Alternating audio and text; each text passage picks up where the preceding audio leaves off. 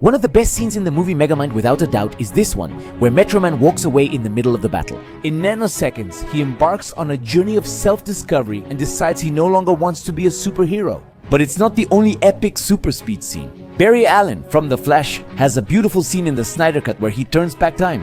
And if you ask fans of the new generation of X-Men movies, they'll tell you that one of their favorite scenes is Quicksilver's first appearance, where Evan Peters really shines in the role. Yes, super speed is impressive to watch. Nearly every superhero universe now has a speedster, as the character has become an archetype. But this power also creates problems, as these characters often cause continuity issues or get nerfed and defeated. Very conveniently to move the plot forward, just as the content creator Film Junkie mentions in his video. It's a video that has some very valid points that we're going to revisit here, but we're also going to expand on the information. Because it turns out that comics have actually regretted it. It's been fixed on several occasions to justify the use of this great superpower, something that often fails in movies and other adaptations. Is super speed unusable in live-action adaptations, or maybe we just need to be more creative with it? Let me tell you about it. The biggest spoiler I ever got was learning Ezra Miller's Flash would meet Grant Gustin's. This was because I couldn't watch the episode when it came out since it wasn't available in my country yet. So today I want to talk to you about Kaspersky VPN. Has it ever happened to you that you want to watch a movie, series or anime but it's not available in your country? Kaspersky VPN steps in here. With over 20 years of experience, Kaspersky offers a top VPN. Change your virtual location with one click to safely and easily access global apps like Disney Plus or Crunchyroll. Do you want to watch an anime that's only available in certain regions? Do you want to watch the finale of Superman Aloysia on premiere day before everyone starts sharing photos and spoilers without thinking about your feelings? Do you already have it? I'm telling you because that's what happened to me. Kaspersky's VPN lets you connect to servers in other regions to access games or DLCs unavailable locally. It safeguards your data and prevents lag or cyber attacks. Kaspersky VPN offers global coverage in 100 plus locations, fast speeds for streaming and gaming, and ensured privacy. See how easy their VPN is. Visit the website, pick a plan, download, log in, choose a location, and you're done. It's helped me find hidden gems like the Turkish Betty Lafaya. Best of all, I partnered with Kaspersky for a special discount. Check the video description for the link and code to get top market prices. With a company that is a leader in cybersecurity and independent user privacy testing for VPNs. Now let's get right into the topic. Something I really liked about Film Junkie's video is that, in order to better address the topic, he divides the speedsters according to their characteristics. There are three types of speedsters in history. The most common are situational speedsters, such as Flash, Quicksilver, or Metro Man. Characters who can use super speed when they need it, but don't constantly live in that state. Let's say they can turn their power on or off. So sometimes they're capable of amazing feats, but they can also be caught off guard by a villain. Then there are perpetual speedsters, who constantly live at super speed. A clear example is Red Rush from Invincible, who says he always perceives things this way. Even short conversations feel like hours to him. To him, microaggressions are just aggressions and microwaves are just waves. Finally, there's the speedster who's simply fast. Characters like Dash from The Incredibles, who really are much faster than a normal human. But they're also able to be matched by some vehicles, which means they're not so powerful that their abilities cause continuity problems. No more speedsters like these? Share them in the comments. It's important to clarify that this isn't a 100% perfect classification because speedsters who are simply fast could easily fall into the category of situational speedsters. The only difference is the top speed they reach. This classification doesn't address the topic since every speedster has their own problems. We can especially see this with characters who are too fast, like Flash and Quicksilver, who could easily solve many of the problems they face. If they use this speed we see in those epic scenes more often, since they could basically be anywhere in the world in a matter of seconds, just like you with Kaspersky VPN. Link in the description. Did you notice how I was extremely subtle to mention the sponsor again? Another major issue is super reaction, a power speedsters possess. Consider this, if you woke up with super speed, hope you also gain super reaction. Speedsters can perceive and process information as fast as they move. This lets them briefly see the world in slow motion, assess variables, and act within seconds. Without super fast reactions, you'd experience what the tiger beetle does. It can move 125 times its body length per second. But when it moves, it briefly goes blind because it can't process all the information. It needs to move briefly, pause to observe, then continue. To give you an idea, the human equivalent would be being able to run at 770 kilometers per hour. Try moving your hand quickly before your eyes. You'll see a blur, not a hand. Because our brains aren't designed to process that much information at that speed. Optical illusions like this make us see gray spots that don't exist.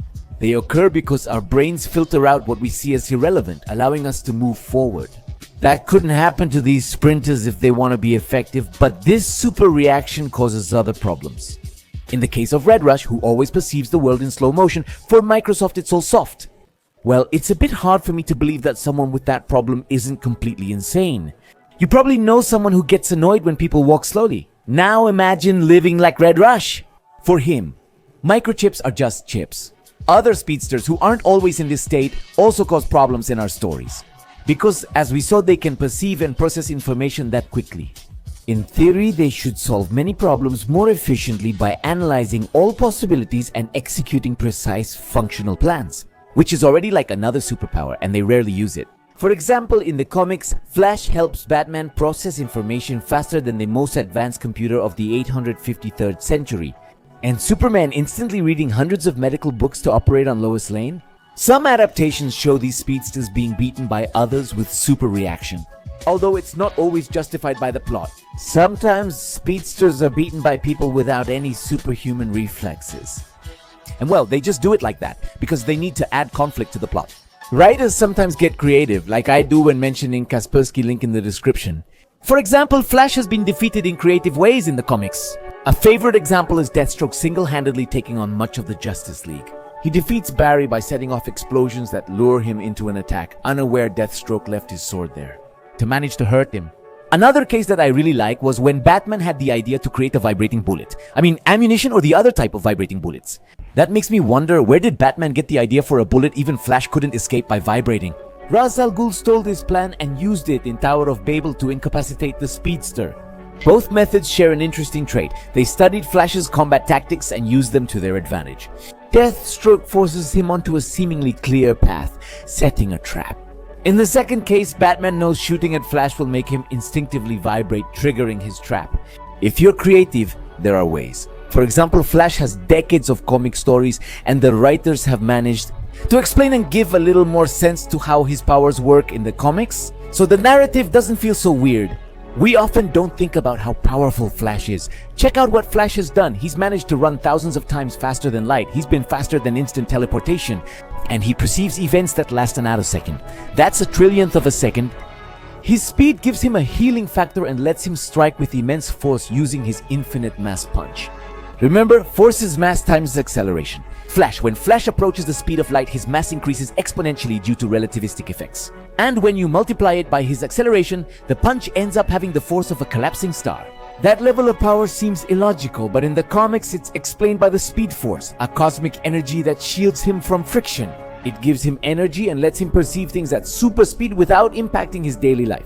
For example, Red Russian Invincible, who lives life in slow motion. To him, microaggressions are just aggressions, microphones are just phones, and the Speed Force seems like a big deus ex machina. Ultimately, it fits the superhero story narrative. In my view, the physics and logic behind the powers don't really matter. For me, what truly matters are these superheroes' feats and how they handle moral and human issues. If you say Superman lifted infinity, I'm more interested in why than how. Still, it sometimes bothers me a bit that some adaptations like Quicksilver, for example, aren't consistent with the very rules that the movie sets. These characters need to be nerfed for the plot, but I can overlook that if the story is good. Think of it that way. If a story is entertaining and interesting, you're more focused on what happens to the characters than noticing the inconsistencies or plot holes that these powers present. If the plot is boring, you overthink details and notice the strings on the puppet. In other words, movies, especially in genres like fantasy, science fiction, and superheroes, ask us to pause our sense of reality for a moment. But this pact only holds if the story captivates us enough. Otherwise, the whole illusion falls apart in a flash. To access all Kaspersky VPN benefits like data protection, remember this: access region locked content and speed up your connection like Flash. Find the discounted link in the description. That's all for today. I'm Go the Geek Monitor. Keep seeing beyond the obvious.